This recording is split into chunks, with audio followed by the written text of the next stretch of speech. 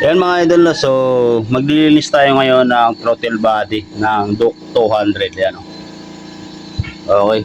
So Duke 200 po yan mga idol, no? So ano-ano ba ang mga nililinis pagka naglinis tayo ng ganito?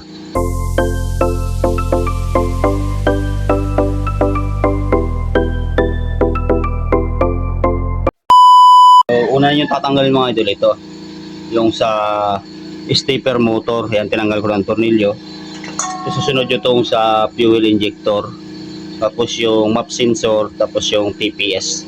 Okay, so tanggalin natin. Bro, kaya na bro. Sige.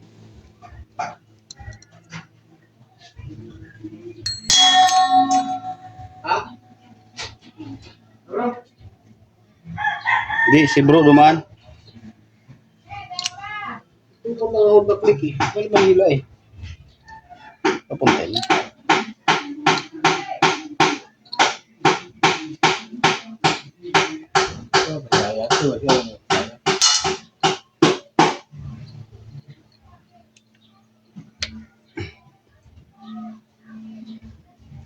Yan. Natanggal natin yung fuel injector. Yan, tapos sunod natin tong sa kanyang TPS.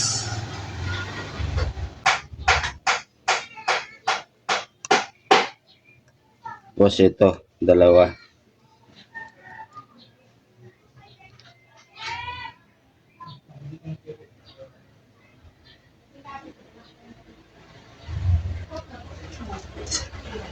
Tapos itong map sensor mga idol. Tanggalin din natin.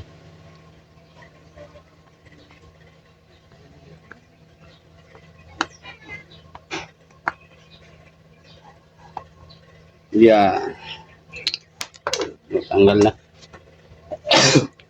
Ito, kaya tatanggalin natin siya mga idol para malinis natin. Kasi itong loob nito mga idol, yan, marumi din yan, tinan nyo. Tapos pati ito. Huwag kayo matakot maglinis ng mga ganito kasi yan, oh, sobrang dumi kasi yan. Yan, yan, tinan nyo naman. Diba? Ngayon, tanggalin natin. Oh. Tapos linisin natin siya lahat mga idol, isa-isa. Okay, so linisin natin.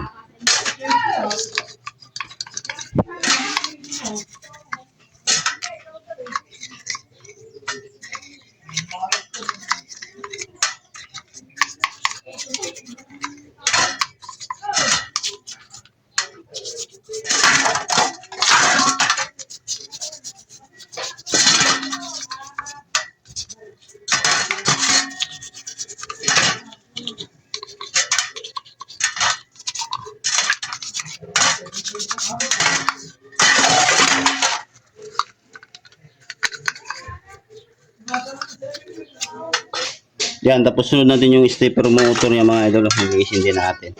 So wag nyo lang galawin yung spring kasi naka-standard kasi ito eh. Linis-linis lang. Kasi ang dulo nito, napakalaga na walang dumi. Lalo na itong dulo nito. Kasi hindi mapatino yung minor pagka marumi yung dulo nito. Yan, lahat yan mga idol mo.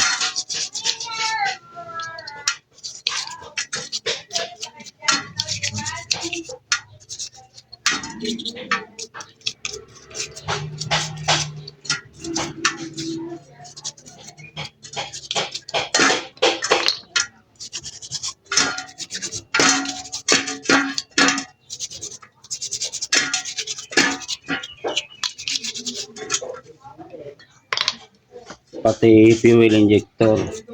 Ayan ang dumi oh.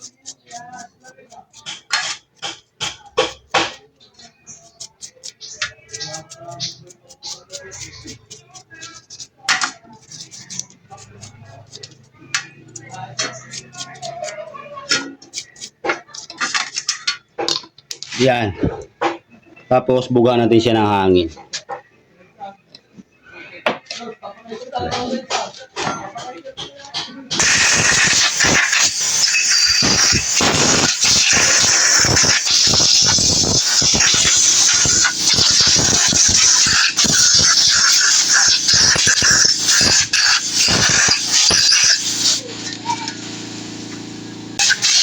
Okay.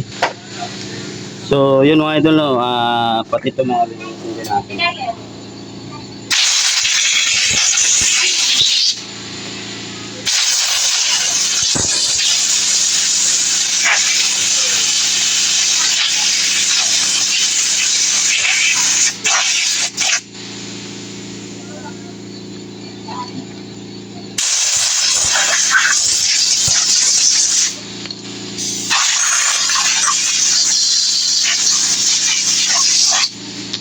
Okay.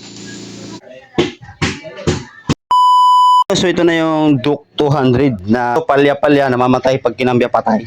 Pag pinatakbo patay, laging namamatay. Ayan. So ito na ngayon, paano rin natin. Tingnan natin kung maganda yung